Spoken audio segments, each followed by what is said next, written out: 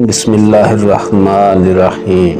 عبادہ بن صامت رضی اللہ تعالیٰ عنہ جو ایک جلیل القدر بدری صحابی ہیں، فرماتے ہیں کہ ایک دن میں حضرت انس رضی اللہ تعالیٰ عنہ کے ہاں ایک دعوت پر حاضر ہوا۔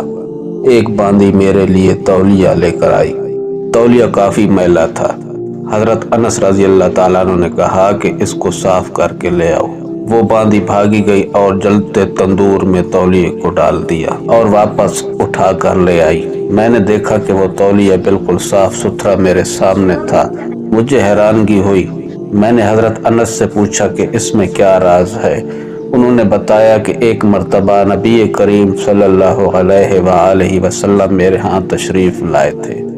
میں نے آپ صلی اللہ علیہ وآلہ وسلم کے ہاتھ مبارک دھلوائے اور آپ صلی اللہ علیہ وآلہ وسلم کو ہاتھ خشک کرنے کے لیے یہ تولیہ پیش کیا، جس سے آپ صلی اللہ علیہ وآلہ وسلم نے اپنے ہاتھ مبارک خشک کیے۔ اس دن سے آگ نے اس تولیے کو جلانا چھوڑ دیا۔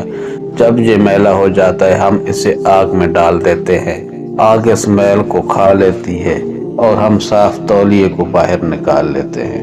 جزاک اللہ خیرہ۔